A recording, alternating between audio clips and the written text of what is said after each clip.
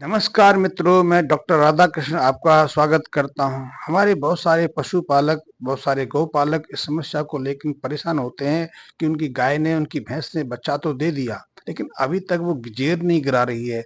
उसको घंटों हो गए, कभी-कभी पूरे 24 घंटे भी हो जाते हैं उनके पशु जेर नहीं गिराते, तो इसको लेकर बहुत चिंतित होते हैं। और इसके कारण कई बार तो अज्ञानतावश वो जेर को हाथों से खींचने का प्रयास करते हैं, हाथ से निकालने का प्रयास करते हैं, या फिर किसी कोई आस-पास जो कंपाउंडर है, जो पशु चिकित्सा का काम करता है, उसकी मदद लेते हैं और उसको ज़बरदस्ती हाथ से उसकी जेर निकालने का प्रयास करते हैं। ये निश्चित ही खतरनाक है, पशु के जीवन के लिए भी खतरनाक है, क्योंकि यदि आप जेर के साथ छेड़छाड़ करेंगे, तो उसको घातक प्रकार का संक्रमण हो सकता है।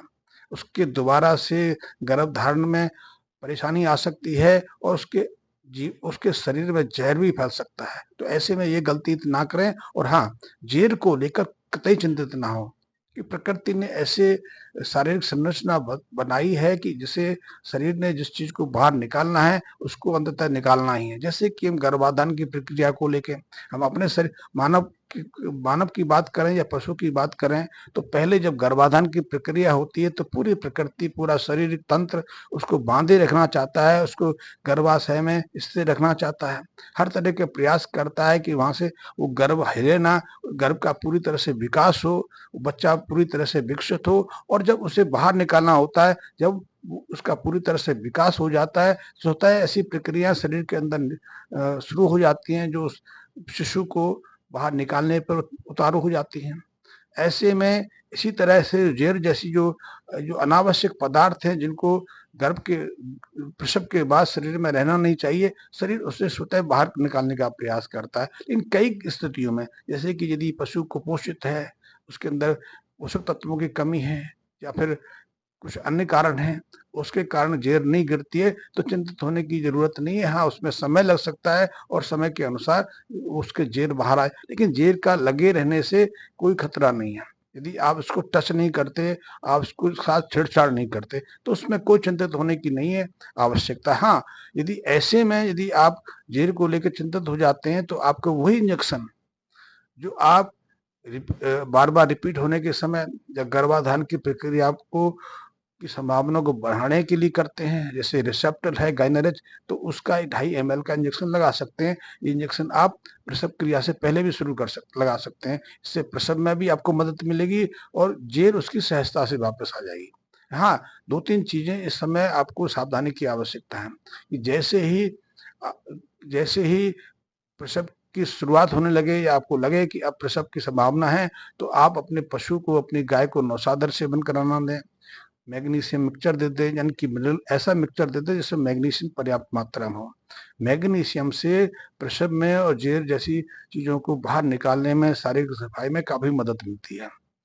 कई लोग प्रसव से पहले, प्रसव क्रिया शुरू होने से पहले गुड़ का प्रयोग कराते हैं। गुड़ भी बहुत अच्छी चीज़ है। गर्म करके गुड़ भी दिया जा सकता है, गुड़ के साथ में अजवाइन भी दी जा सकती है, सौंठ भी दी जा सकती है। इससे ना केवल ज़ेर को बाहर फेंकने में मदद मिलती है, बल्कि प्रसव में भी मदद मिलती है, और पशु को कुछ शारीरिक शक्ति भी प्राप्त होती है, क्योंकि प्रसव के दौरान काफ़ी शक्ति की हानि होती है, काफ़ी ज़ोर लगाना पड़ता है। और हाँ, एक चीज़ के समय और समझना चाहिए कि जब प्रसव की प्रक्रिया शुरू होने होती है, उससे कुछ दिन पहले तक पशु के अंदर जो शारीरिक तरल है, उसके एसिड बेसिस जो अम्ल क्षार का संतुलन में कुछ व्यवस्था बदलने लगती है। और सबसे पहले पशु का जो शारीरिक तरल है, अम्लीय होना शुरू हो जाता है। इसलिए मूत्र में अम्लता की अम्लता के संकेत मिलते हैं। तो आप यदि पीएच स्ट्रिप ले आएँ, पीएच स्ट्रिप हर जगह मिल जाती है, 10-20 रुपए की स्ट्रिप आपको मिल जाएगी। आप उसे पशु का मूत्र चेक करेंगे, तो यदि उसमें एसिडिक इफ़ेक्ट नहीं है, तो आपको मैग्नीशियम देना बहुत ज़रूरी है, ताकि उसका जो शारीरिक तरल है, आंतरिक तरल है, उसमें एसिडिक इफ़ेक्ट आ जाए, क्योंकि जब तक एसिडिक इफ़ेक्ट नहीं आएगा, उसके जो प्रसव प्रक्रिया में जो जो हड्डियाँ सहयोग लेती हैं, जो मदद करती हैं यूट्रस के आसपास और वजाना के आसपास, जो मांसपेशियां हैं और जो हड्डियां हैं, उनके अंदर से काफी मात्रा में कैल्शियम निकल के दूध में जाता है। जाता तो खून में है, खून के माध्यम से दूध में के माध्यम से बाहर आता है। लेकिन ये बहुत आवश्यक है कि जब कैल्शियम हड्डियों से निकल आया तो हड्डियां सॉफ्ट होती हैं, मुलायम बनती हैं और प्रसव प्रक्रिया में मदद करती है। यदि ये एसिडिक इफेक्ट नहीं आया तो हड्डियों से कैल्शियम निकलने में अवरोध आ जाता है और इसी के कारण बहुत सारे पशुओं को प्रसव क्रिया के बाद, बच्चे को जन्म देने के बाद कैल्शियम फीवर की शिकायत हो जाती है और कैल्शियम फीवर कई पशुओं की जान तक ले लेती है। तो ऐसे में आप चेक कर लें कि आपके पशु का, आपकी गाय का पीएच बदला कि नहीं बदला, वो एसिडिक इफेक्ट आया कि नहीं आया। यदि एसिडिक इफेक्ट आया है तो कोई चिंता ना करें, अन्यथा आप सबसे पहले अपने पशु को गायनारिच या रिसेप्टर का 2.5 ml का इंजेक्शन लगा सकते हैं। इसकी मदद से न केवल उसको प्रसव प्रक्रिया में सहयोग मिलेगा बल्कि उसकी जो जेर है वो भी सहजता से वापस आ जाएगी। लेकिन जेर को लेकर कभी चिंतित ना हो, उसके साथ कभी भी छेड़छाड़ ना करें, अन्यथा आपके पशु के लिए एक गंभीर बात हो सकती है, उसकी जान को खतरा हो सकता है, दोबारा उसके हिट आने में अवरोध खड़ा हो सकता है, दूध उत्पादन तक प्रभावित हो सकती है। और हाँ, जैसे ही प्रसव प्रक्रिया संपूर्ण हो, अपने बच्चे, उसके गाय के बच्चे को आप दूध पिलाएं, क्योंकि वो दूध बहुत आवश्यक है। जैसे बच्चा अपने मुंह से उसके थनों को प्रेरित करता है, स्पर्श करता है, तो गाय के अंदर एक रिफ्लेक्शन क्रिया होती है, एक तीव्र प्रतिक्रिया होती है। इसकी मदद से उसके जो हार्मोन्स हैं वो उनकी रिलीज होने की क्षमता बढ़ती है और उससे प्रसव के बाद जो जेर आदि निकलने की प्रक्रिया है वो तीव्र हो जाती है। तो आप पशु को पशु का दूध अपने बच्चे को पिलाते रहें ताकि जेर आदि की प्रक्रिया सहजता से हो जाए, किसी तरह की परेशानी ना हो। और कभी कभी कुछ मित्र, कुछ अनजाने ऐसा कुछ और कर जाते हैं, लेकिन ऐसा कोई काम ना करें। हाँ, जब तक जेर ना गिरे उसको ठंडे पानी से, ठंडी चीजों से दूर रखें, शरीर की सफाई कर दें, गर्म स्थान पर रखें, स्वच्छ स्थान पर रखें ताकि उसके शरीर को कोई संक्रमण ना लगे। और चिंतित बिल्कुल ना हो, यदि 1-2 दिन लग भी जाते हैं तो उसमें कोई परेशानी नहीं है। आज तक कभी किसी पशु की जान जेर के देरी से निकलने से नहीं गई।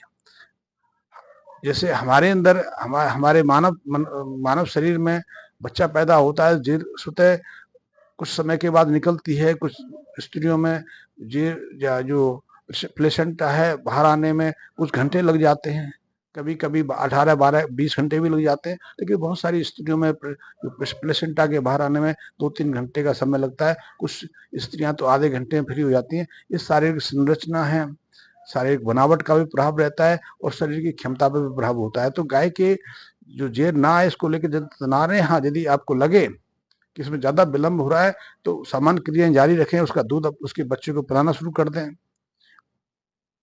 और यदि चाहें, आपको लगे तो प्रसव क्रिया के दौरान आप रिसेप्टर या गायनारिच की मदद ले सकते हैं। इससे जेर के बाहर आने में किसी तरह की समस्या नहीं होगी। धन्यवाद मित्रों।